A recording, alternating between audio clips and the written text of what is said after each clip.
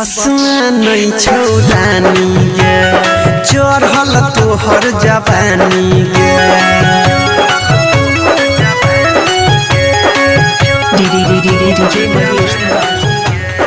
बस में नहीं छौरानी गे चढ़ल तोहर जवानी गे तो पहे वाला चीज देखाई के दिल के बढ़ैले बेचैनी गे